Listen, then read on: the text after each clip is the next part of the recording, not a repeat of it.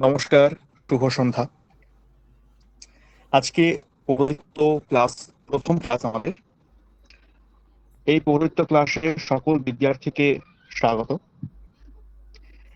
আমরা এই পৌরোহিত্য কোর্সে যা যা শিখবো সেটি একদম প্রাথমিক থেকে শিখবো। আর 6 মাসের কোর্স আমাদের।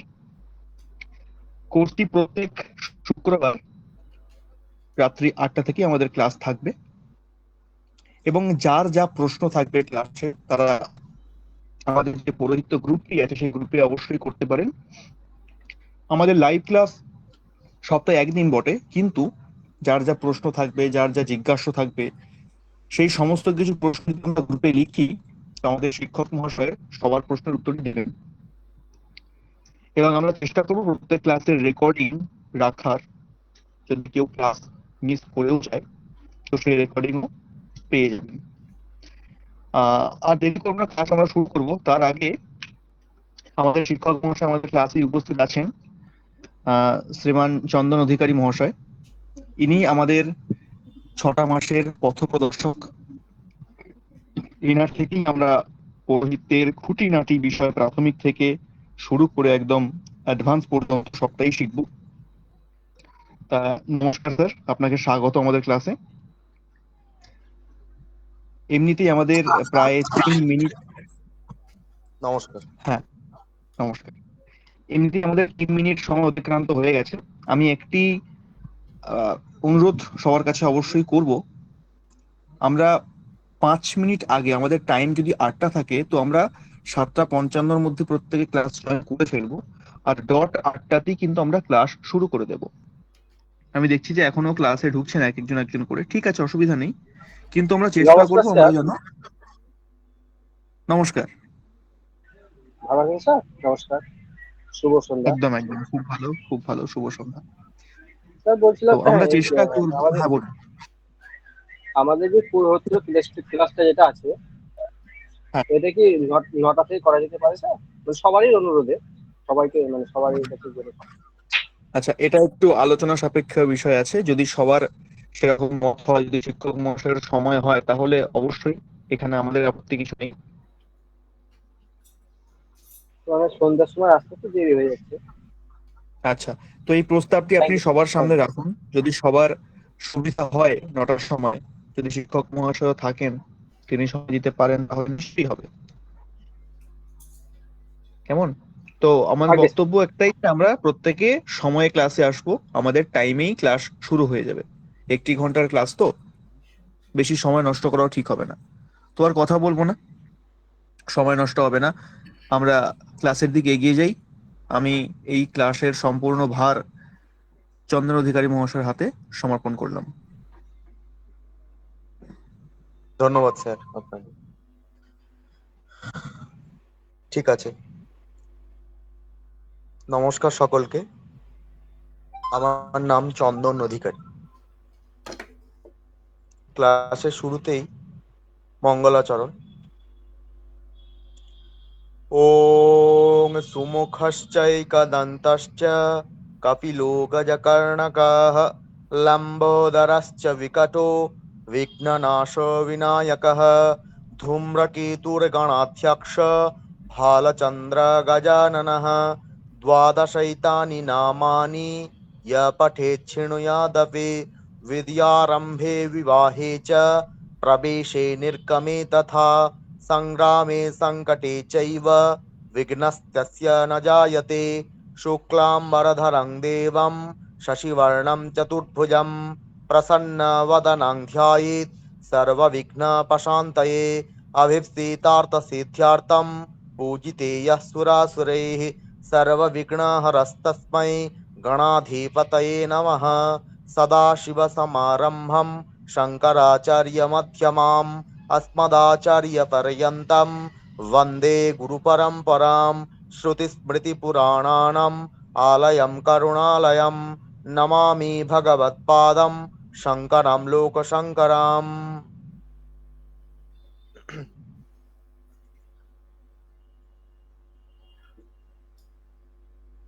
দেখুন,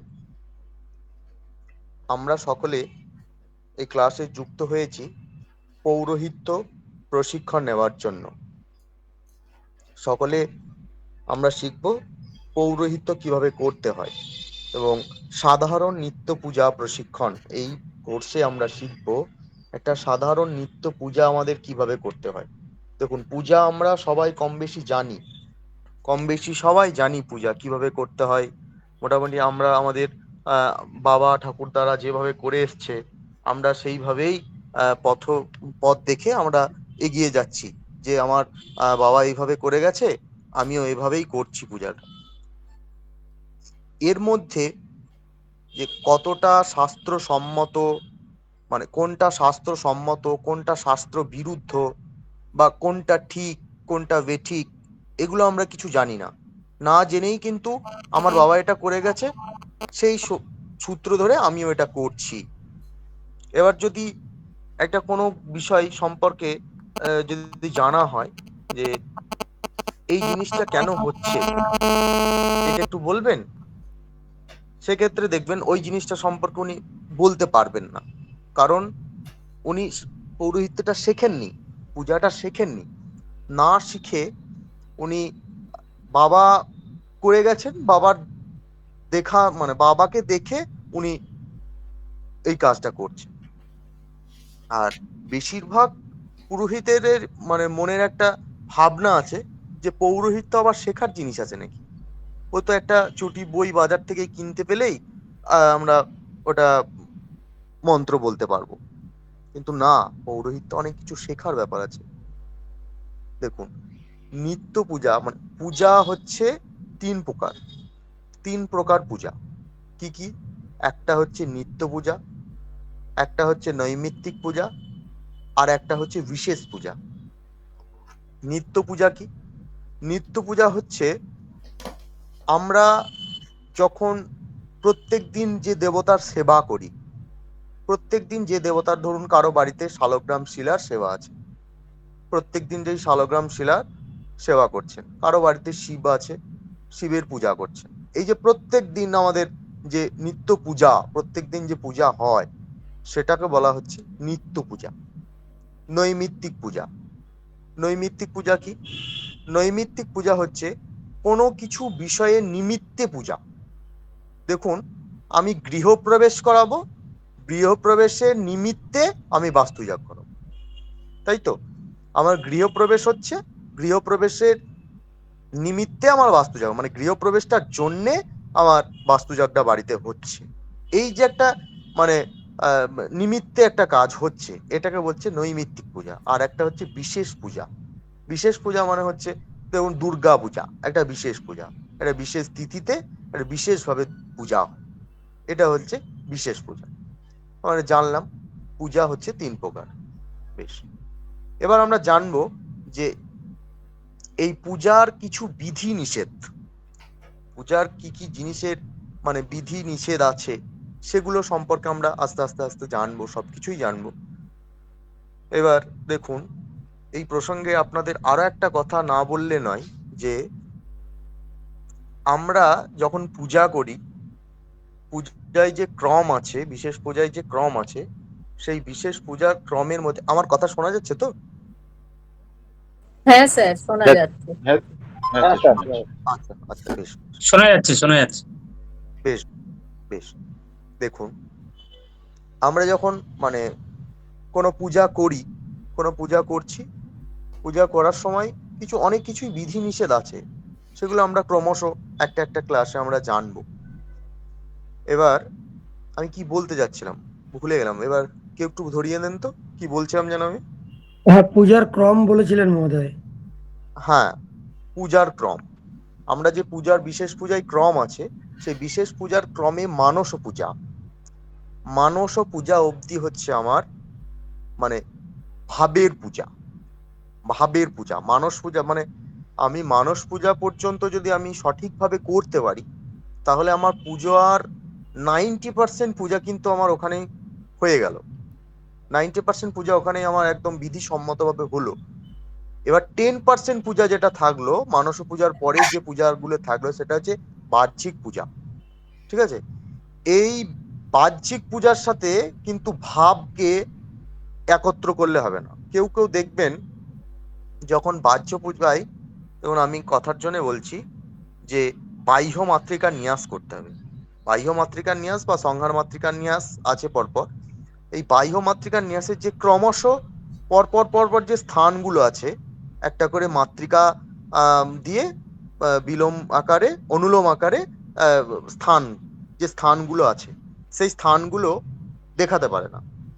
এবার দেখাতে না পারলে ওনারা কি বলেন যে ভাব থাকলে, পূজায় যদি মন থাকে, দেবতার কাছে কিছুই লাগে না। আরে পূজায় কোনো কিছুই লাগে না, যদি ভাবের পূজা করা হয় তাহলে শুধু ফুল আর জল দিয়েই পূজা করা হয়। ঠাকুর রামকৃষ্ণদেব, বামাখ্যাপা যখন পূজা করতেন তখন ওনাদের কিছুই লাগতো না, ওনারা করেছেন ভাবের পূজা। কিন্তু আমরা কিন্তু ওই ভাবের সাথে এখন গোলালে হবে না, আমরা সেই ভাব আমাদের মধ্যে নেই। আর যদিও বা থেকে থাকে সেই ভাব, তাহলেও আমাদের যে বাহ্যিক পূজাটা আমরা যখন করব, ওই বাহ্যিক পূজাটা আমাদেরকে কিন্তু বাহ্যিক পূজার মতো ক্রম করেই করতে হবে। সেটা যদি আমরা না জানি তাহলে সেটাকে আমাদের শিখতে হবে। হলো।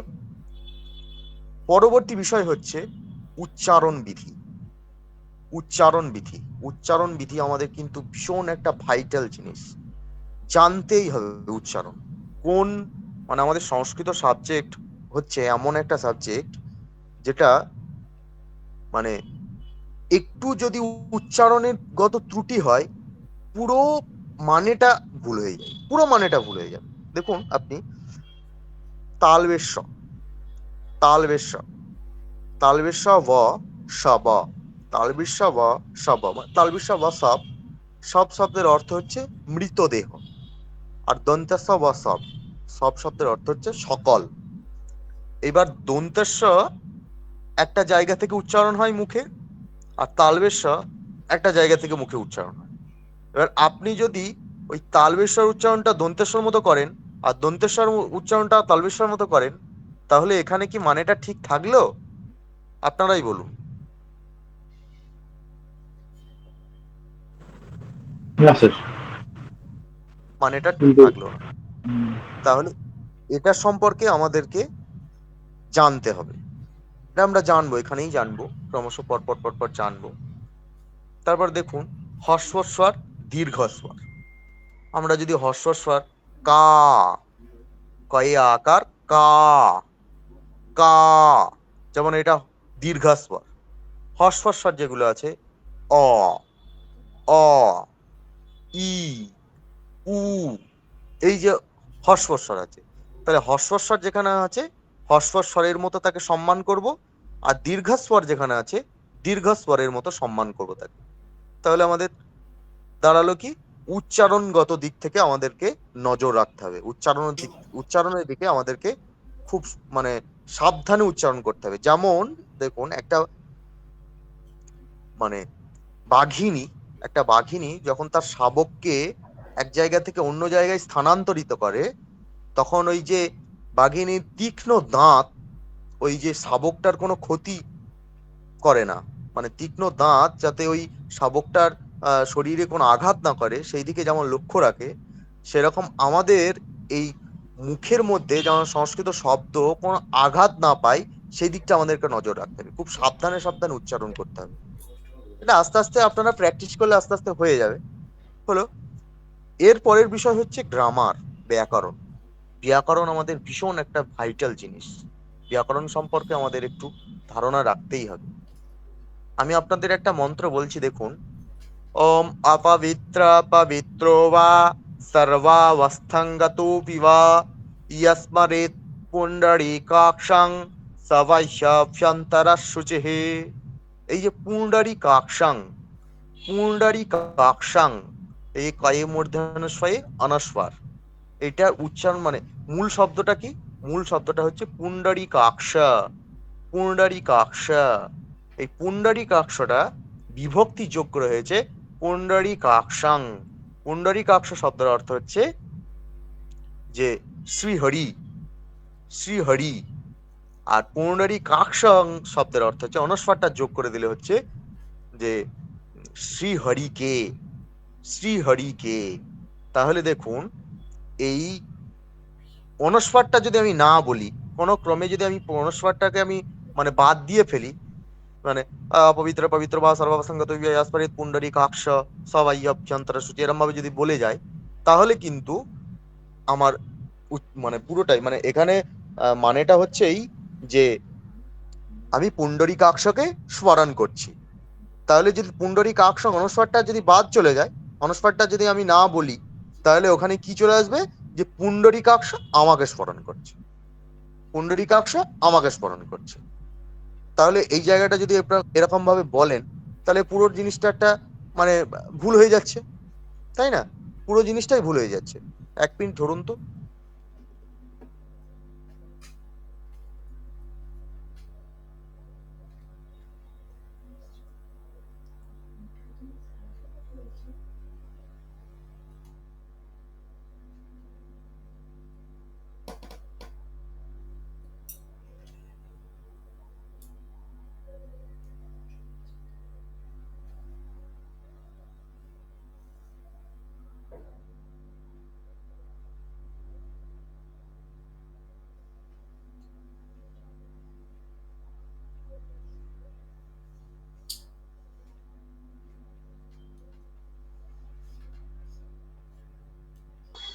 হ্যাঁ, দেখুন, তাহলে আমরা কি বলছিলাম যে পুণ্ডরী কাক্ষকে স্মরণ করছি, তাহলে এই মানেটা পুরোটাই কিন্তু চেঞ্জ হয়ে যাচ্ছে।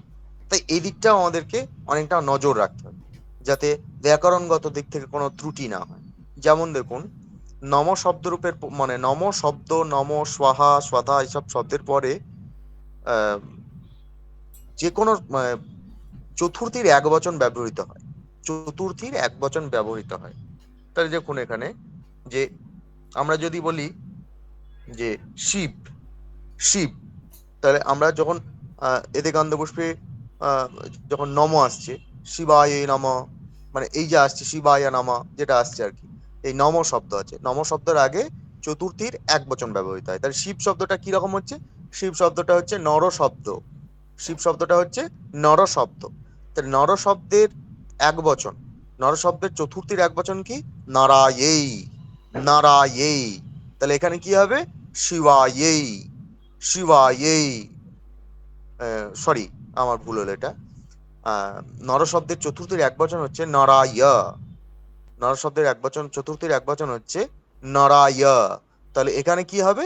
শিবায়, শিবায়, ওং নমঃ শিবায় নমঃ। হলো? তারপরে দেখুন আর একটা জিনিস লক্ষ্য করুন, দেখুন দুর্গা, এখানে যেমন নম শব্দ রূপ করলাম এতে গন্ধপুষ্পে ওং নমঃ শিবায় নমঃ, এবার যদি দুর্গা হয় এতে গন্ধপুষ্প দুর্গায় নমঃ, তাহলে তো আর হবে না। দুর্গা শব্দটা হচ্ছে স্ত্রীলিঙ্গ শব্দ, শিব শব্দটা যেমন পুংলিঙ্গ শব্দ, দুর্গা শব্দটা হচ্ছে পুংলিঙ্গ শব্দ। তাহলে পুংলিঙ্গ শব্দ, পুংলিঙ্গ শব্দ, স্ত্রীলিঙ্গ শব্দ, তাই স্ত্রীলিঙ্গ দুর্গা শব্দটা কোন শব্দ রূপের মতো? লতা শব্দের রূপের মতো। তা লতা শব্দের চতুর্থীর এক বচন কি? লতায়েই, লতায়েই। তাহলে চতুর্থীর এক বচন যদি লতায়েই হয়, তাহলে এখানে চতুর্থীর এক বচন বসিয়ে দিলে কি হবে? দুর্গার, দুর্গায়েই, দুর্গায়েই। হলো? তাই এই যে মানে ছোট্ট ছোট্ট যে ব্যাকরণগত ত্রুটি মানে আমাদের যে হয়, এগুলো আমাদেরকে নজর রাখতে হবে, কারণ আমরা শিখছি, আমরা শিখে পূজা করছি, মানে আমাদের টোটাল জিনিসটাই ভালোভাবে শিখতে হবে। দেখুন, আপনাদের উদ্দেশ্যে আমি একটা কথা বলি, আপনারা ত্রিগুণানন্দ ফাউন্ডেশনে ভর্তি হয়েছেন পৌরোহিত্য শেখার জন্য। 1 ঘন্টা যে সময় ব্যয় করবেন আপনারা এখানে, সেই সময়টা দেখবেন যেন আপনাদের কাজে লাগে, যেন এই পৌরোহিত্যটা শিখতে পারি। আপনাদের একটাই সংকল্প থাকবে যে আমরা এই পৌরোহিত্যটা 6 মাসের মধ্যে নিত্য ক্রিয়াটা আমরা খুব সুন্দরভাবে শিখবো, খুব সুন্দরভাবে শিখবো। তাতে যে কোনো সমস্যা যদি হয় আপনাদের গ্রুপে প্রশ্ন রাখবেন বা ক্লাসে প্রশ্ন করবেন, আপনাদেরকে যথাসম্ভব সেই প্রশ্নের উত্তর দেওয়া হবে। হ্যাঁ, এবার ক্লাস চলাকালীন আপনারা হ্যান্ড রাইজ করবেন, যা কারো যদি কোয়েশ্চেন থাকে হ্যান্ড রাইজ করবেন, আমি তাকে প্রশ্ন করার সুযোগ দেবো। আমি সেইভাবে প্রশ্নের উত্তর নেবো, একে প্রশ্নের উত্তর প্রশ্ন নেবো আর উত্তর দেবো। ঠিক আছে? দেখুন, তাহলে আমি ক্লাসে শুরু করার আগে অনেক কিছুই বললাম আপনাদের, জানি না কতটা ভালো লাগলো খারাপ লাগলো। এবার পরিচয় পত্রটা একটু সেরে নিই। আজ প্রথম দিন, আমরা 6 মাস একসাথে থাকবো। 6 মাস একটা আমরা ফ্যামিলির মতো একসাথে মানে কাটাতে হবে আমাদেরকে। তাহলে আমাদের পরিচয় পত্রটা আগে সেরে নেওয়া দরকার। আমার নাম চন্দন অধিকারী। আমি বর্তমানে এখন পড়াশোনা করছি, সাথে পৌরোহিত্যটা পড়াশোনা মানে পৌরোহিত্য নিয়েও পড়াশোনা করছি। আমি মাস্টার ডিগ্রি করেছি সংস্কৃত নিয়ে। ঠিক আছে, এইভাবে একে একে আমি একে একে সবাই বলুন। জিন্দার পাল।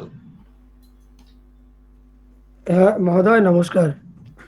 হ্যাঁ, আমি জিন্দার পাল ওরফে সাধন কুমার সরকার, দক্ষিণ দিনাজপুর বালুরঘাট এর উপকণ্ঠ নিবাসী।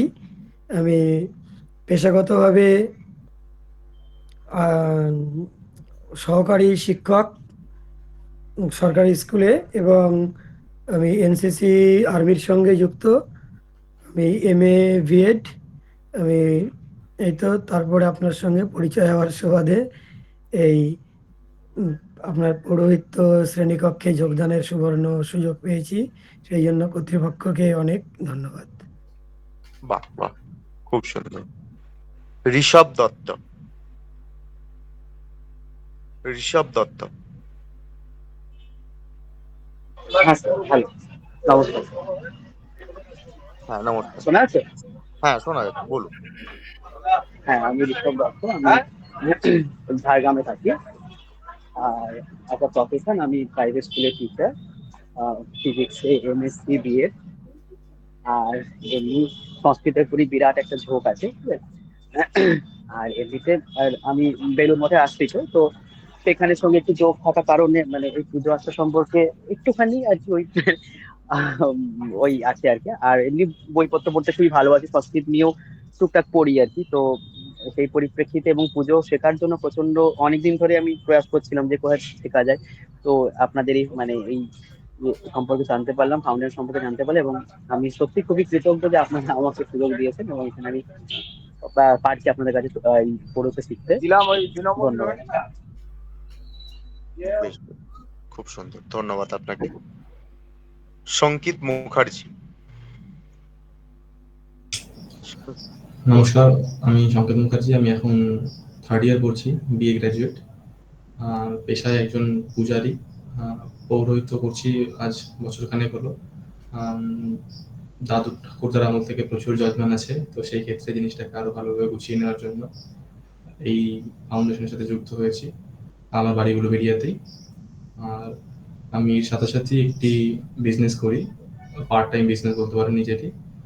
কালার যে অ্যাকোয়ারিয়ামের যে ফিশ হয়, ওই ফিশের বিজনেস করি। এইটুকু। ধন্যবাদ স্যার। বেশ বেশ, ধন্যবাদ আপনাকে। সোমা পাল। হ্যাঁ স্যার, নমস্কার। স্যার নমস্কার। আমি সরকারি প্রাথমিক স্কুলের একজন শিক্ষিকা, ম্যাথসে বিএসসি করা আর কি। তো যেটা বলার সেটা হচ্ছে এই ফাউন্ডেশনে যুক্ত হতে পেরে খুবই ভালো লাগছে, কৃতজ্ঞ সেই জন্য আমি কর্তৃপক্ষের কাছে। আর আমিও বেলুর মঠেরই দীক্ষিত। সবেই এই রামকৃষ্ণ ভাবধারায় সবেই এসেছি, এবং আমার সংস্কৃত সম্পর্কে বিন্দুমাত্র আগ্রহ ছিল না, কিন্তু এই ভাবধারায় এসে বিভিন্ন মঠ মিশনে যে স্তোত্র পাঠগুলো করা হয় সেগুলো শুনে আমার উৎসাহ জন্মায় আর কি। এবং তখন আমি স্বামীজির বাড়িতে যে অনলাইন একটা কোর্স হয় প্রাথমিক সংস্কৃত স্তোত্র পাঠে, তো সেখানে জয়েন করি। আর তারপরে ওটা কমপ্লিট করে এই তথাগত স্যারের কাছে চণ্ডীপাঠটা পড়ছি এখন। তো তারপরে এই পূজা পদ্ধতি বা পূজার কি করে মানে বিধিবদ্ধভাবে কি করে করতে হয় এটা একটু জানার ইচ্ছে ছিল। তো তারপর তথাগত স্যারকে বলাতে উনি আপনাদের এই ফাউন্ডেশনের খোঁজ দিলেন, এবং এখানে অ্যাডমিশন নিতে পেরে আমি সত্যি কৃতজ্ঞ। বেশ বেশ, ধন্যবাদ আপনাকে। ধন্যবাদ স্যার। তারপর আছে সৌভাগ্য মুখার্জি। নমস্কার, আমি সৌভাগ্য মুখার্জি। আমি আপাতত পৌরোহিত্য নিয়ে পেশা আমি এখনো গ্রহণ করিনি। আমি বিটেক কম্পিউটার সায়েন্স ইঞ্জিনিয়ার, তার সাথে আমি পৌরোহিত্য করতে আগ্রহী, কারণ আমার বাড়িতে কেউই কোনোদিন পৌরোহিত্য করেনি। সাধারণত সবাই চাকরি জীবনই করেছে, কিন্তু আমার 10 বছর কেটেছে মিশনে, অর্থাৎ রামকৃষ্ণ বিবেকানন্দ মিশন, এবং সেখানে বিভিন্ন জায়গা থেকে আমি অনুপ্রাণিত হয়েছি এবং ভেবেছি পরবর্তীকালে আমি পূজা পাঠের সাথেও আমার ভালোবাসা এসেছে, এবং তাই জন্যই, এবং ভালোবাসার সাথেই তো শুধু যেটা বললেন ভাবও দরকার, তার সাথে সঠিক ক্রম সঠিক বিধি সব কিছু জেনেই পুজো আচ্ছা করা উচিত, সেটা আরো ভালো। ভক্তির সাথে জ্ঞানটাও দরকার, তাই আমি এই ফাউন্ডেশনের সাথে যুক্ত হয়েছি। আমাকে যুক্ত করেছে আমারই সাথে, আমি যার সাথে কাজ করি, সুব্রত চক্রবর্তী মহাশয়, তার কাছেও আমি বিশেষ ধন্যবাদ জ্ঞাপন করছি, এবং ত্রিগুণানন্দ ফাউন্ডেশনকেও আমার বিশেষ ধন্যবাদ জ্ঞাপন করছি এইখানে আমাকে যুক্ত হওয়ার সুযোগ দেওয়ার জন্য। বেশ বেশ, ধন্যবাদ আপনাকে। সুব্রত চক্রবর্তী।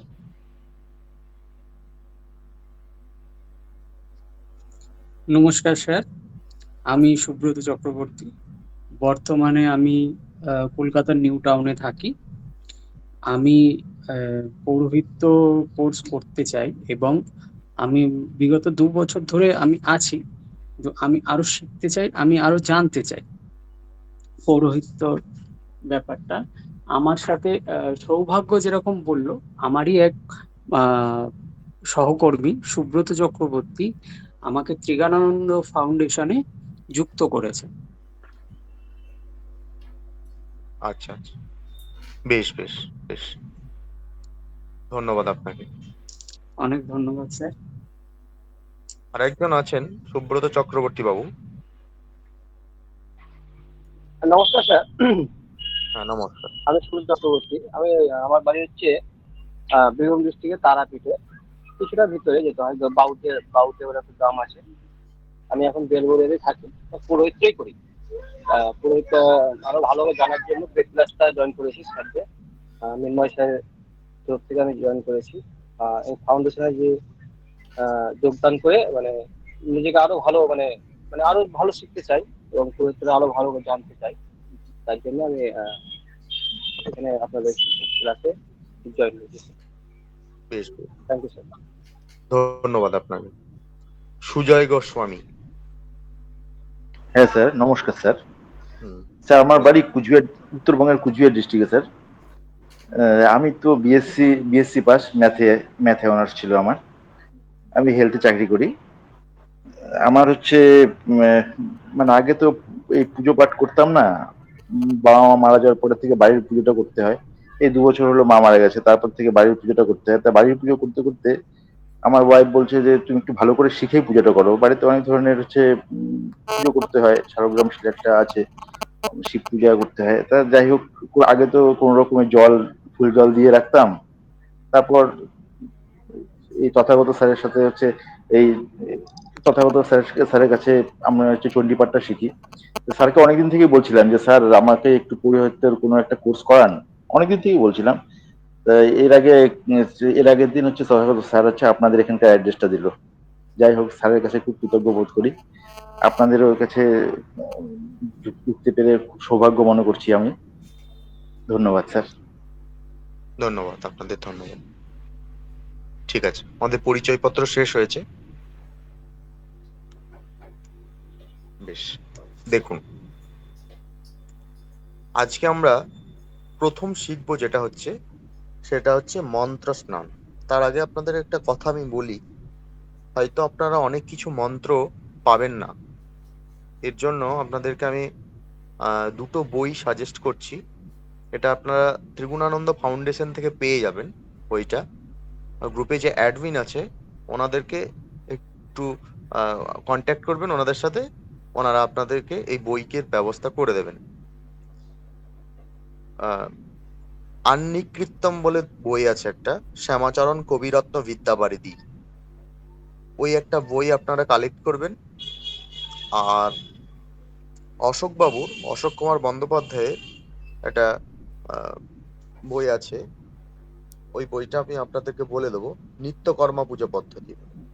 নিত্যকর্মা পদ্ধতি, নিত্যকর্মা। হ্যাঁ স্যার, বৃহৎ বৃহৎ নৃত্যকর্ম পদ্ধতি। হ্যাঁ, বৃহৎ নৃত্যকর্মা পদ্ধতি। হ্যাঁ স্যার, দুটো এই আছে দুটো আমাদের বই, সাথে। হ্যাঁ এই দুটো বই আপনাদের সঙ্গে রাখবেন, তাহলে আপনাদের অনেক সুবিধা হবে। এরপরেও যেসব মন্ত্রগুলো আপনারা পাবেন না, সেসব মন্ত্র আমি আপনাদের গ্রুপে দিয়ে দেবো, এবং আপনাদের উচ্চারণগত যদি কোনো সমস্যা হয় আমি আপনাদেরকে রেকর্ড করে পাঠাবো, ঠিক আছে? আর আরো একটা কথা আপনাদের বলে রাখি, আমি প্রত্যেক দিন যেটা পড়াবো, পরের দিন কিন্তু সেটা আমি সকলকে একটু রিভাইজ করার জন্য একটু ধরাবো, সবাইকে ধরবো, সেগুলো একটু সবাই আহ, করে আসবে না, ঠিক আছে? আর যেসব গুরুত্বপূর্ণ জিনিস আছে, যেসব গুরুত্বপূর্ণ বিষয় আছে, সেগুলো আপনারা একটা খাতা পেন্সিল নিয়ে একটু নোট করে রাখবেন, প্রত্যেকটা জিনিস একটু নোট করে রাখবেন, কেমন? দেখুন, আমরা পূজার যে প্রথম ক্রম আছে আমাদের, পূজার প্রথম ক্রম হচ্ছে হাত পা ধুয়ে, আমাদেরকে হাত পা ধুয়ে মানে স্নান করলাম, স্নান করার পরে হাত পা ধুয়ে আমাদের যে আহ নিত্যক্রিয়া, নিত্যক্রিয়া কি? নিত্যক্রিয়া হচ্ছে বৈদিক সন্ধ্যা, আমাদের যে সন্ধ্যা বন্দনা আছে, সেই সন্ধ্যা বন্দনা কমপ্লিট করার পর আমরা দেবগৃহে প্রবেশ করব। যদি কারো বাড়িতে কারো মন্দির না, মানে কেউ যদি বাড়ি মন্দির না থেকে যদি বাড়ির পূজা করেন, বাড়িতে যেসব মানে পূজা আছে সেই পূজা উনি করছেন আর কি, তাহলে ওই আসনে বসেই হাত পা ধুয়ে মানে স্নান করে হাত পা ধুয়ে এসে আসনে বসেই প্রথমেই তিনি নিত্যক্রিয়া কমপ্লিট করবেন। কি বললাম? প্রথমেই তিনি নিজের বৈদিক সন্ধ্যা কমপ্লিট করবেন। নিজের সন্ধ্যা কমপ্লিট করার পরে তারপরে তিনি পূজার ক্রমে ঢুকবেন। পূজার ক্রমে প্রথমে কি আছে? মন্ত্র স্নান। প্রথমে কি আছে? মন্ত্র স্নান। কিভাবে করব মন্ত্র স্নান সেটা শিখবো আমরা। মন্ত্র স্নান আমরা এইভাবেই করব যে বাঁ হাতের উপরে ডান হাতটা রাখবো চিত হাতে। চিত হাত কি? চিত হাত হচ্ছে আমরা যদি কারো কাছে থেকে কোনো কিছু জিনিস চেয়ে নিই, হাতটা আমরা যেভাবে করি সেটাই হচ্ছে চিত হাত। ওই বাঁ হাতের উপরে ডান হাতটা চিত করে রেখে তাতে একটু জল নেবো আমরা, গঙ্গা জল। গঙ্গা জল নেবো। সেই গঙ্গা জল নিয়ে একটা মন্ত্র আছে, সেই মন্ত্রটা পাঠ করব। কি মন্ত্র? ওম বিষ্ণু পাদার্ঘ্য সম্ভূতে, ওং বিষ্ণু পাদার্ঘ্য সম্ভূতে, গঙ্গে ত্রিপথগামিনী, গঙ্গে ত্রিপথগামিনী, ধর্মদ্রবেতি বিখ্যাতে, ধর্মদ্রবেতি বিখ্যাতে, পাপং মে হর জাহ্নবে, পাপং মে হর জাহ্নবে, শ্রদ্ধয়া ভক্তি সম্পন্নে, শ্রদ্ধয়া ভক্তি সম্পন্নে, শ্রীমাতর্দেবী জাহ্নবে, শ্রীমাতর্দেবী জাহ্নবে, অমৃতেনাম্বুনা দেবী, অমৃতেনাম্বুনা দেবী, ভাগীরথী পুনীহি মাম, ভাগীরথী পুনীহি মাম। ওং বিষ্ণুপাদার্ঘ্য সম্ভূতে, গঙ্গে ত্রিপথগামিনী, ধর্মদ্রবেতি বিখ্যাতে, পাপং মে হর জাহ্নবে, শ্রদ্ধয়া ভক্তি সম্পন্নে, শ্রীমাতর্দেবী জাহ্নবে, অমৃতেনাম্বুনা দেবী, ভাগীরথী পুনীহি মাম।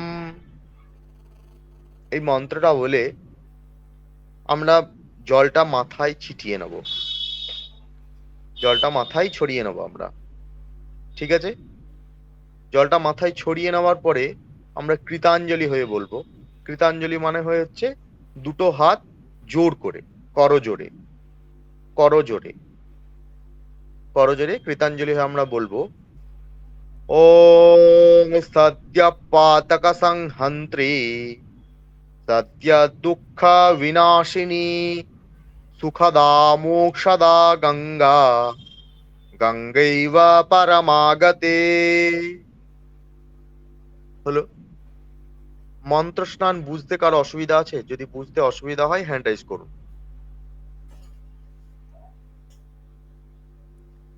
মহোদয়, একটা নিবেদন ছিল, যে মন্ত্রগুলো আপনি উচ্চারণ করেছেন এগুলো যদি পরবর্তীতে গ্রুপে একটু করে দিয়ে দেন।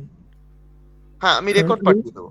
গ্রুপে আমি রেকর্ড পাঠিয়ে দেবো। আমি মন্ত্রের প্রত্যেকটা রেকর্ডের মন্ত্র। সঙ্গে যদি স্ক্রিনশটটা পাঠিয়ে দেন, কারণ রেকর্ড শুনে আমরা লিখতে পারবো না, লিপিবদ্ধ করার ক্ষেত্রে স্ক্রিনশটটা আমাদের খুবই কাজে আসবে।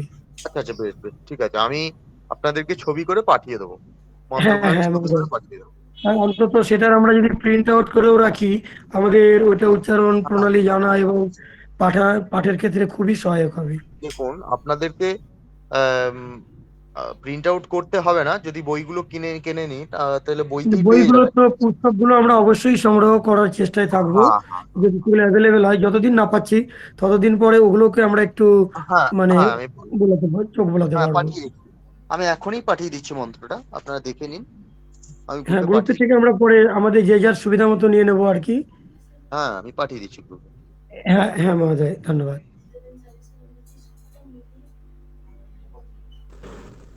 স্যার, ওই প্রথমে যে মঙ্গলাচরণটা বললেন ওটাও একটু পাঠিয়ে দিলে ভালো হয়। আচ্ছা আচ্ছা, বেশ বেশ, পাঠিয়ে দেবো, ঠিক আছে পাঠিয়ে স্যার, দেবো। Thank you.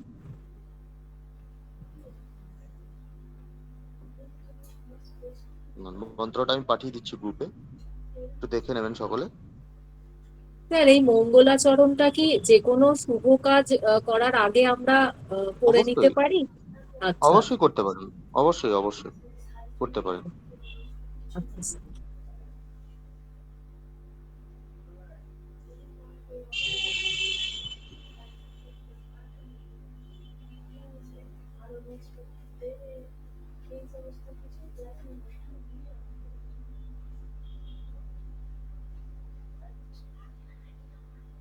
দেখুন, আমি ছবিটা পাঠিয়েছি গ্রুপে।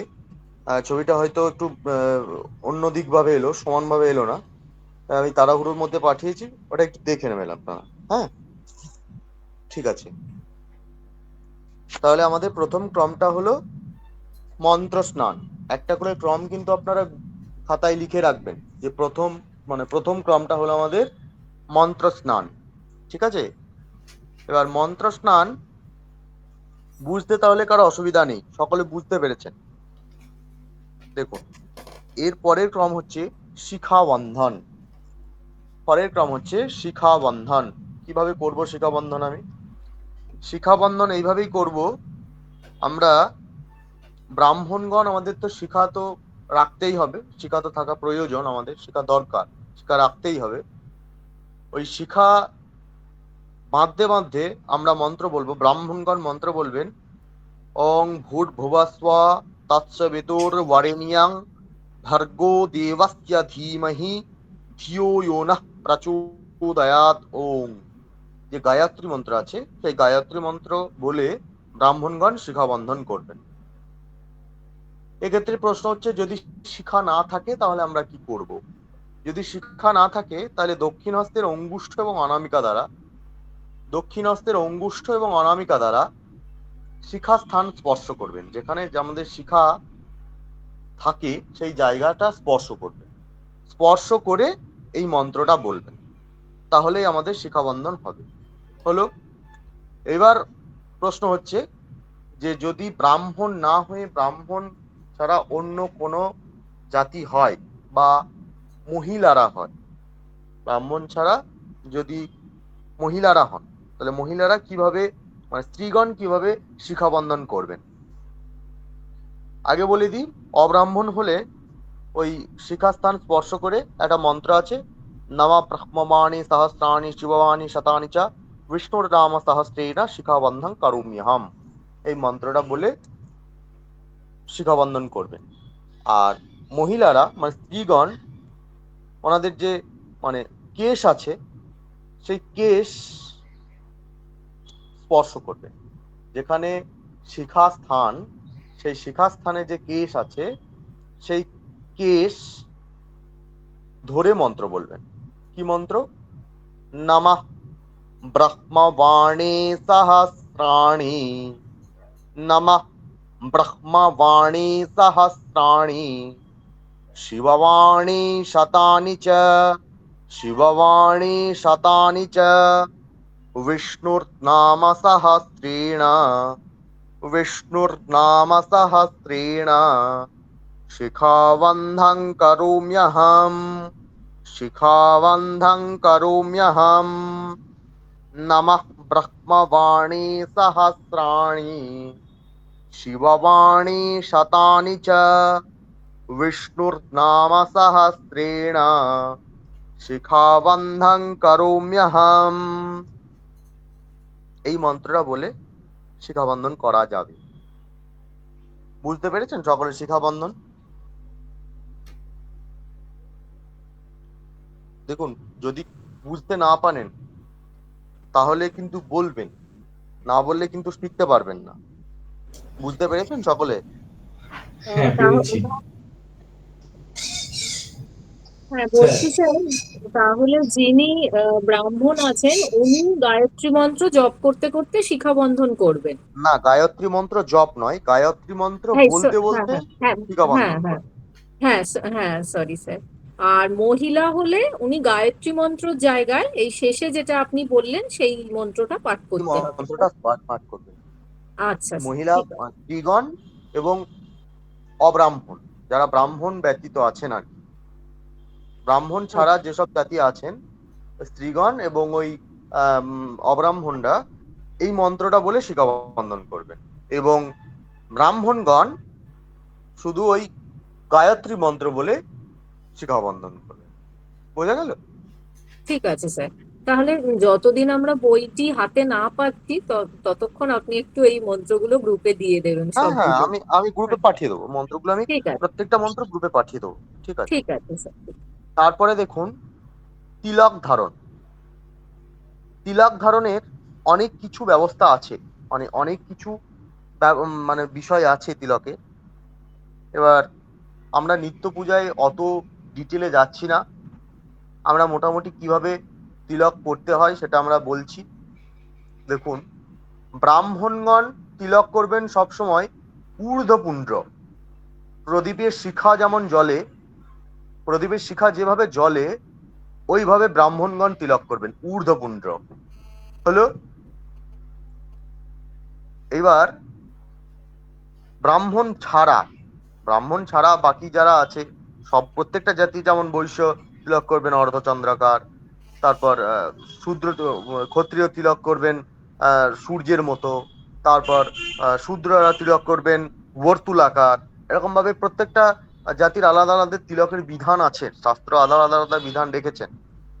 এবার আমরা যে মানে তিলক করব এখানে, এক্ষেত্রে আমরা যে তিলক করব সেই ক্ষেত্রে হচ্ছে ব্রাহ্মণগণ সবসময় ঊর্ধ্বপুণ্ড তিলক করবেন, আর ব্রাহ্মণ ছাড়া অন্য কোনো জাতি যারা আছেন তারা, এমনকি মহিলারাও তিলক করবেন বর্তুলাকার। হলো, বর্তুলাকার তিলক করবেন। আর শাস্ত্র বলেন চন্দনেনা যথেচ্ছয়া, চন্দনেনা যথেচ্ছয়া। চন্দন দিয়ে আপনি যদি তিলক করেন তাহলে ব্রাহ্মণই হোক আর যে কোনো জাতি হোক, চন্দন দিয়ে আমি যে কোনো ভাবে তিলক করতে পারি। যেভাবে আমি তিলক করার ইচ্ছা, আমি চন্দন দিয়ে আমি তিলক করতে পারি সেভাবে। ঠিক আছে। এবার দেখুন, তিলক যখন আমি করব চন্দন দিয়ে তিলক করার সময় মন্ত্র আছে, এই মন্ত্রটা বলবেন।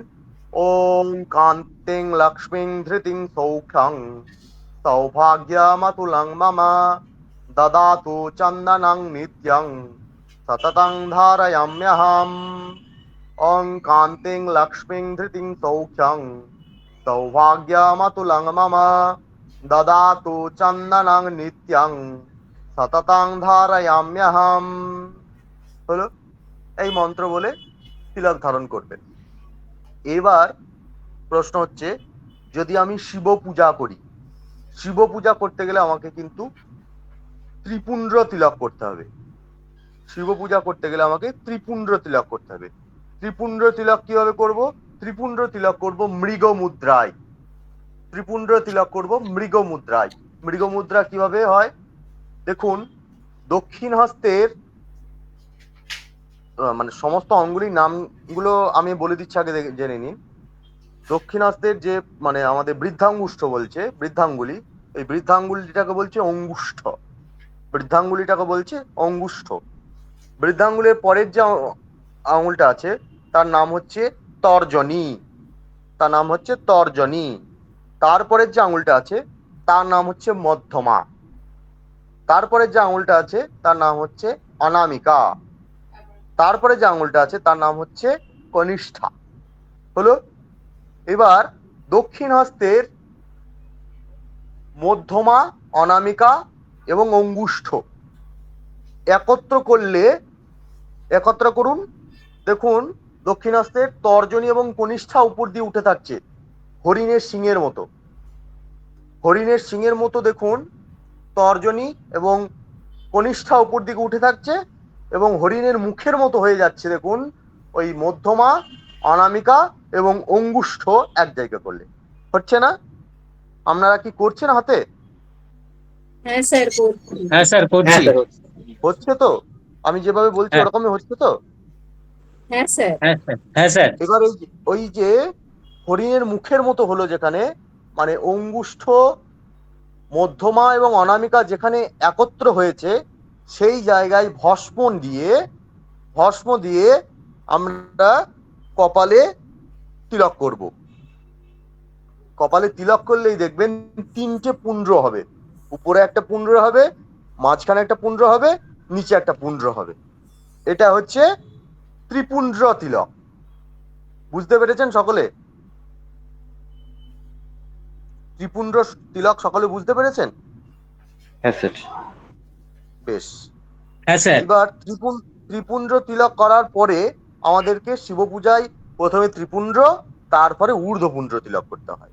তাহলে প্রথমে ত্রিপুণ্ড্র তিলক করে নিলাম, তারপরে চন্দন দ্বারা বা সিন্দুর দ্বারা বা কুমকুম দ্বারা তিলক নিয়ে আমরা ওই বৃদ্ধাঙ্গুষ্ঠ দ্বারা তিলক করব। একদম মানে প্রদীপের শিখা যেভাবে জ্বলে সেভাবে তিলক করব। হলো। এটা হলো শিব পূজায়। তাহলে শক্তি পূজায় কিভাবে তিলক করব? শক্তি পূজায় আমরা এভাবে তিলক করতে পারি যে প্রথমে বৃদ্ধাঙ্গুষ্ঠ দ্বারা ঊর্ধ্বপুণ্ড্র তিলক করলাম, তারপরে মৃগমুদ্রায় ত্রিপুণ্ড্র তিলক করলাম। হলো। এটা হচ্ছে শক্তি পূজায়, আর ওটা হচ্ছে শিব পূজায়।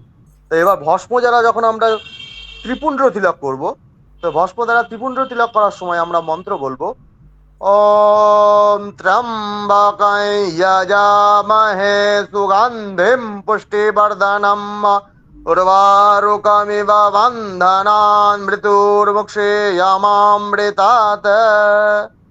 হলো। তারপর আমরা যখন ঊর্ধ্বপুণ্ড্র তিলক করব, কুমকুম দ্বারা বা সিন্দুর দ্বারা বা চন্দন দ্বারা যখন আমরা তিলক করব ঊর্ধ্বপুণ্ড্র, তখন আমরা এইভাবে তিলক মন্ত্র বলবো ওম আম্বে আম্বিকম বালিকে নামানয়তে কশ্চন সজস্পশকঃ সুভদ্রিকাং কাম্বিল্যবাসিনীম। হলো। আরেকটা কথা বলে রাখি তিলক প্রসঙ্গে, আমরা কনিষ্ঠা অঙ্গুলিটা বাদ দিয়ে দক্ষিণ হস্তের বাকি যে 4টে অঙ্গুলি আছে ওই 4টে আঙুল যে কোনো আঙুল দিয়েই আমরা তিলক করতে পারি, অসুবিধা নেই। বোঝা গেছে? তিলক ধারণ সম্পর্কে কারো কোনো অসুবিধা আছে? হ্যাঁ স্যার, এই যে আপনি ত্রিপুণ্ড্র বললেন, তারপরে বলছেন আবার ত্রিপুণ্ড্র করতে, তাই তো?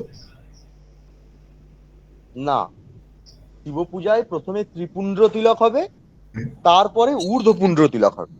আচ্ছা, ত্রিপুণ্ড্র যেটা করব সেটা হলে তাহলে মৃগমুদ্রায় আপনি বললেন ওপরে একটি, মধ্যে একটি, নিচে একটি, 3টে বিন্দু আসবে। কিন্তু মৃগমুদ্রায় করলে যদি মৃগমুদ্রা ওইভাবেই আমাদের মানে কপালে স্পর্শ করা হয়, তাহলে তো ওপরে 2টি পাশাপাশি, তার নিচে একটি আসবে। দেখুন আপনার ওই যে অঙ্গুষ্ঠ যেটা আছে, ওই অঙ্গুষ্ঠে একটা রেখা আসবে, মধ্যমার একটা রেখা আসবে, আর অনামিকার একটা রেখা আসবে। ঠিক আছে? মৃগমুদ্রায় যদি আপনারা করতে অসমর্থ হন মৃগমুদ্রায়, তাহলে এভাবে করতে পারেন যে তর্জনী, মধ্যমা এবং অনামিকা 3টে আঙুল একসাথে করে, যে 3টে আঙুল পরপর হচ্ছে ওখানে ভস্ম লাগিয়ে আপনারা একবার ডান দিক থেকে বাঁ দিক আর একবার বাঁ দিক থেকে ডান দিক নিয়ে নেবেন। তাহলে আসবে নিশ্চয়।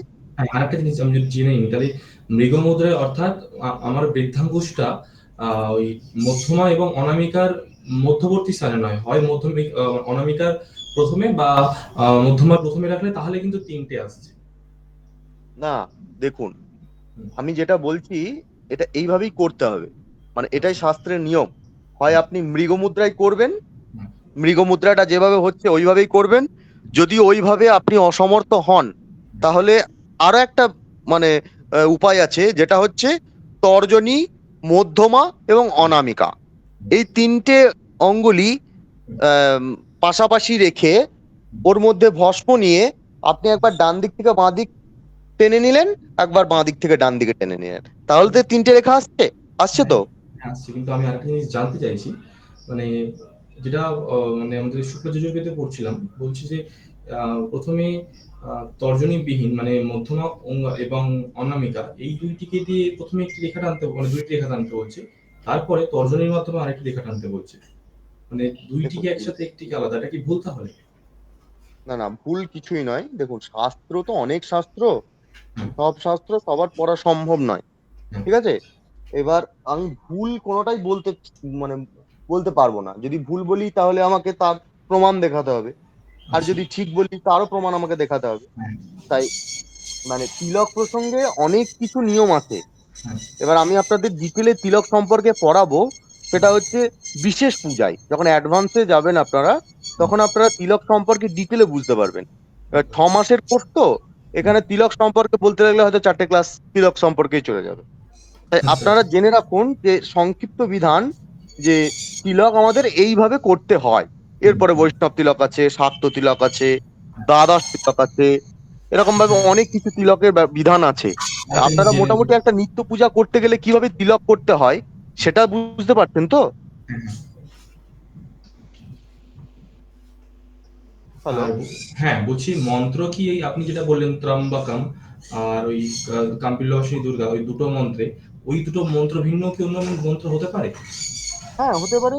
আপনি এই তো কান্তিং লাক্ষ্মীং হ্রিং সৌখ্যং সৌভাগ্যমতুলং হ্যাঁ, মম শিব দদাতু পূজার ক্ষেত্রে। চন্দনং নিত্যং সাততং শিব ধারয়াম্যহম, এই মন্ত্র বলতে পারেন।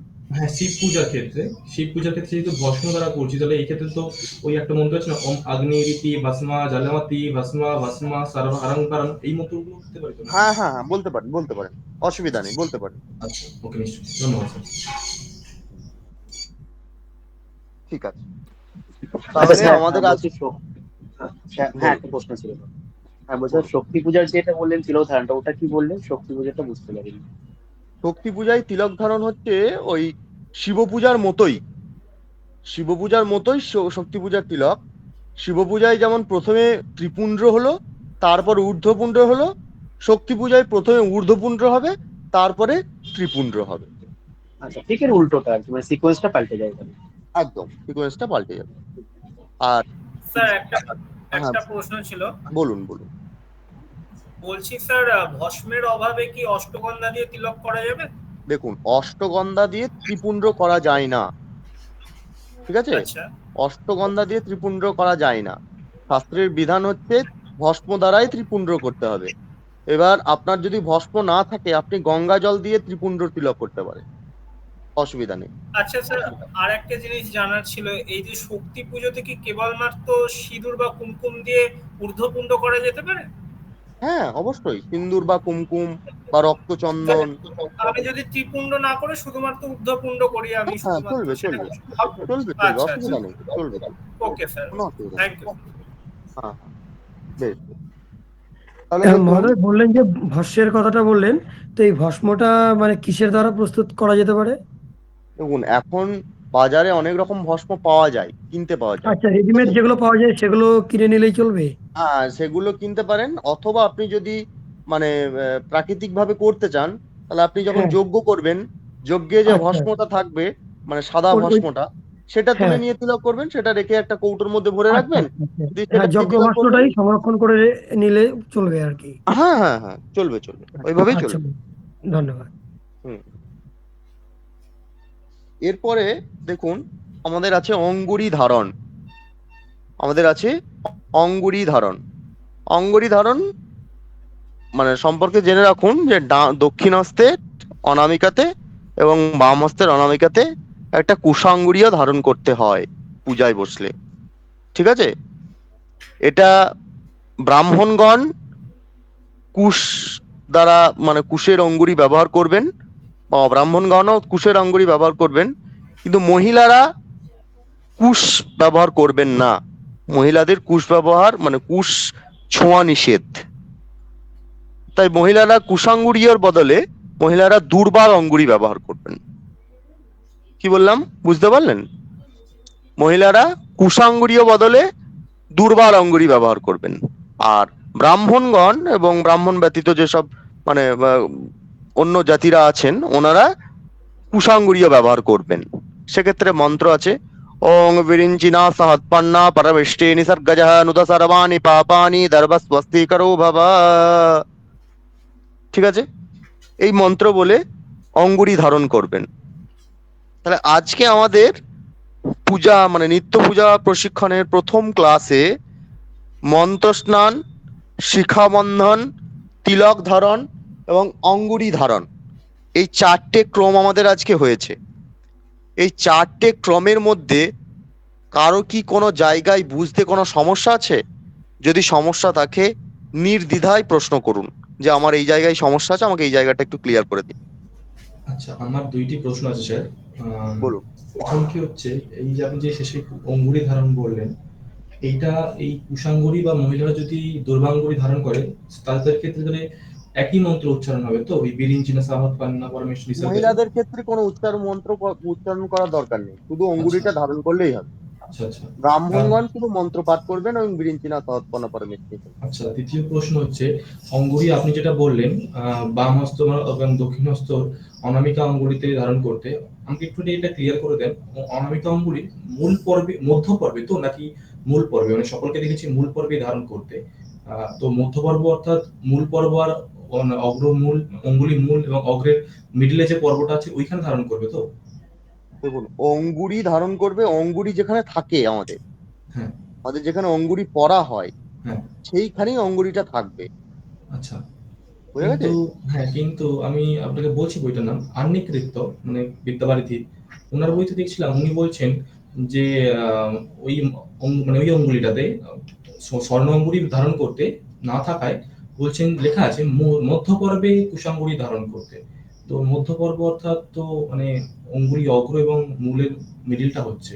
হ্যাঁ, আমি কি বললাম, অঙ্গুরি যেখানে থাকে, আপনি একটা অঙ্গুরি যদি পরেন, হ্যাঁ। অঙ্গুরিটা আপনি মূল দেশে বা বহির্দেশে পড়বেন না, আপনি তো মধ্যভাগেই পড়বেন অঙ্গুরিটা। হ্যাঁ, হ্যাঁ।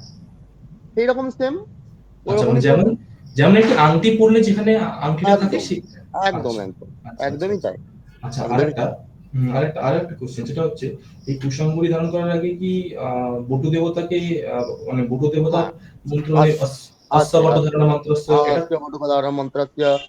আছে। আরেকটি আপনি তো বললেন যে দক্ষিণ হস্তে মানে বিরিঞ্চিনা সাহৎপন্না, ওটা তো সম্ভবত দক্ষিণ হস্তে, আর বাম হস্তের জন্য কি আমাদেরকে মন্ত্র পাঠ করতে হবে? শুনুন, দক্ষিণ হস্তের অঙ্গুরি ধারণের মন্ত্র আলাদা আছে, বাম হস্তের অঙ্গুরি ধারণের মন্ত্র আলাদা আছে। এই মন্ত্রগুলি আপনারা শ্যামাচরণ কবিরত্ন বিদ্যাবারিধি মহাশয়ের বইতে পেয়ে যাবেন, অথবা অশোক বাবুর নিত্য পূজা প্রশিক্ষণের বইতে পেয়ে যাবেন। আমি আপনাদের অঙ্গুরি ধারণের বিষয়টা আপনাদের বলে রাখলাম, পরের ক্লাসে আমি আপনাদের মন্ত্রগুলো পাঠিয়ে দেবো গ্রুপে, তারপরে আমি আপনাদের মন্ত্রগুলো পড়িয়ে দেবো। কেমন? স্যার বলুন।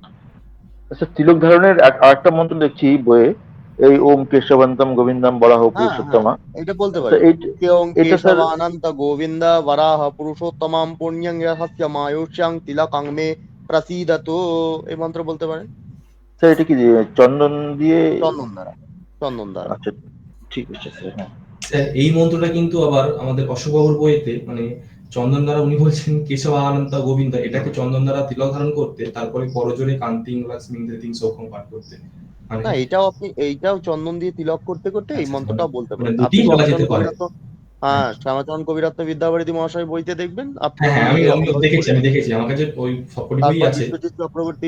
বিশ্বজিৎ চক্রবর্তী শান্তি সত্যান কৌমুদি, উনিও এরকম বলতেন। হ্যাঁ, উনি এরকম বলেছেন একদম। হ্যাঁ, উনি তো মানে শূদ্রদের ক্ষেত্রে, মানে শূদ্রদের ক্ষেত্রে সম্ভবত না, উনি মনে হয় ব্রাহ্মণদের ক্ষেত্রে ওই শিখা বন্ধনের যে মন্ত্রটা বলেন আপনি, ওখানে তো উনি সহস্রারে হুমফাট মানে আছে মানিধারী বার্জিনী। হ্যাঁ, ওগুলো হচ্ছে তন্ত্রোক্ত বিধানের মন্ত্র। আচ্ছা আচ্ছা আচ্ছা আচ্ছা, মানে ওগুলো ওগুলো এখন তন্ত্রোক্ত বিধানের মন্ত্র। সাপ্ত আর এটা আমি যেটা সাপ্তবর্ণ বললাম যেটা, এটা স্মার্ত মতে। হ্যাঁ আচ্ছা আমি আচ্ছা যেটা আচ্ছা বললাম এটা স্মার্ত মতে বা পৌরাণিক মত। আর উনি যেটা ওখানে যেটা বলা আছে সেটা হচ্ছে তন্ত্রোক্ত মত। আচ্ছা, যদি আমি আরেকটা জিনিস জেনে নিই, যদি ধরুন আমি তন্ত্র মতে ধরুন কালী পূজা করছি, মানে কালী পূজা তন্ত্রোক্ত মতেই করতে হবে, কালী পূজা করছি, সেক্ষেত্রে কি আমি ওইখানে শিখা বান্ধনামটা গায়ত্রী পাঠে করতে পারি, নাকি আমাকে তখন না, এইটি ওখানে করতে আপনি হবে? মণিধারী বজ্রী মহাপ্রতিষ্ঠা রক্ষা রক্ত হুঙ্কার সোহা মন্ত্র পড়বেন। আচ্ছা আচ্ছা, মানে ওখানে কি গায়ত্রী মন্ত্র পাঠ চলে নাকি চলে না? দেখুন, ব্যাপারটা হচ্ছে আমি যে নিত্য পূজাটা করছি, হ্যাঁ এই নিত্য পূজার আপনার বাড়িতে আপনার ইষ্টটা কে, এইটার উপর রাধা, নির্ভর করবে আপনার পুজোর পুরো পূজার ক্রমটা। আচ্ছা, সে আমি আপনার ইষ্ট যেখানেই যদি পুজো করি। কালী হয়, হুম, আপনার ইষ্ট যদি কালী হয় তাহলে আপনি তন্ত্রোক্ত বিধানে করবেন। আচ্ছা, আর আপনার ইষ্ট যদি অন্য কেউ হন হুম, তাহলে আপনি সেরকম ভাবে আপনার পূজার ক্রমটা সেরকম ভাবে করবেন। আচ্ছা আচ্ছা, ঠিক আছে। ঠিক আছে? হ্যাঁ, তাহলে সকলে বুঝতে পেরেছেন আশা করছি আজকে যে ক্লাসটা বা ক্লাসে যেগুলো আলোচনা করা হলো। স্যার ক্লাস বাড়িতে ভালো আমরা, লেগেছে আপনাদের? হ্যাঁ স্যার ভালো লেগেছে স্যার। বললাম যে বাড়িতে আমরা অভ্যাস করব কোন কোন মন্ত্র, এই গঙ্গাবাড়ি সিঞ্চন সিঞ্চন হ্যাঁ, আর গঙ্গাবাড়ি শিখুন।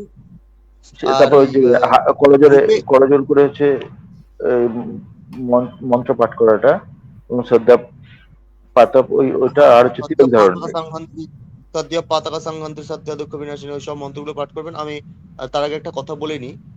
যিনি এতক্ষণ প্রশ্ন করছিলেন আমাকে, আহ, ওনার কাছে মনে হয় বইগুলো আছে। উনি একটু যদি দয়া করে মন্ত্রগুলো একটু পাঠিয়ে দেন গ্রুপে, হ্যাঁ তাহলে আমি সবাই উপকৃত হন। হ্যাঁ আমি সমস্ত দিয়ে দেবো। যদি বলেন তো আমি এর পরের ক্রমগুলো পরপর যদি মানে মনে হয় যে আগে থেকে পাঠিয়ে রাখলাম, সবই পাঠিয়ে দেবো, সমস্যা নেই স্যার। আচ্ছা, তাহলে উনি মন্ত্রগুলো পাঠিয়ে দেবেন। ওই মন্ত্রগুলো আপনারা বাড়িতে প্র্যাকটিস করবেন। আজকের ক্লাসে রেকর্ড দেওয়া হবে আপনাদেরকে, সেই রেকর্ড শুনে শুনে আপনারা প্র্যাকটিস করবেন। আমি তো মন্ত্র সব বলে রেখেছি, সেই প্র্যাকটিস করবেন। প্র্যাকটিস করার পরেও যদি আপনাদের কোনো সমস্যা হয় আপনার গ্রুপে প্রশ্ন করবেন, প্রশ্ন রাখবেন, আমি গ্রুপে আপনাদের সেই মন্ত্রের রেকর্ড দিয়ে দেবো। কেমন? ঠিক আছে স্যার। ঠিক আছে, তাহলে ঠিক আজকে আছে স্যার। ক্লাসটা এই অবধি থাকছে। মহোদয় একটা কথা বলার ছিল। হ্যাঁ, বলুন। মানে আমরা তো, মানে আমরা বলতে ভুল বললাম শব্দটা। আমার ক্ষেত্রে ব্যক্তিগত পর্যায়ে বলি, যে যদি ভগবত কৃপা বা দেবী কৃপা লাভ হয় তাহলে যে পঙ্গু সেও কিন্তু গিরি লঙ্ঘাইতে পারে। তো আপনাদের কৃপা এবং দেবী মায়ের সে দেব দেবী যিনি হোক না কেন, আমাদের যিনি আহ, আরাধ্য, তার কৃপা বর্ষিত হলে হয়তো আমরা কিঞ্চিত এবিসিডি শিখতেই পারবো, এটা আশা রাখছি আর কি। একদম একদম, অবশ্যই শিখতে পারবেন, অবশ্যই শিখতে পারবেন। নিষ্ঠা ভরে ঠিক আছে। শিখুন, নিষ্ঠা রাখুন, নিষ্ঠা থাকলেই আপনারা শিখতে পারবেন। হ্যাঁ হ্যাঁ মহোদয়, ধন্যবাদ। স্যার শেষ একটি কোয়েশ্চেন করছি, কিছু মনে করবেন না। এই যে মঙ্গলাচরণ আপনি যেটা প্রথমে পাঠ করলেন, এটা কি মানে এই গঙ্গাবাড়ি সিঞ্চনের পূর্বে করতে হইবে নাকি পরে? এটা একটু আমি বলে দেবো মঙ্গলাচরণ আপনি কখন করবেন, আমি বলে দেবো। আচ্ছা, নিশ্চয়ই নিশ্চয়ই, ঠিক আছে স্যার, ঠিক আছে। ঠিক আছে, বেশ। সকলকে শুভরাত্রি তাহলে। শুভরাত্রি। শুভরাত্রি স্যার। শুভরাত্রি স্যার। ঠিক আছে। শুভরাত্রি। শুভরাত্রি স্যার।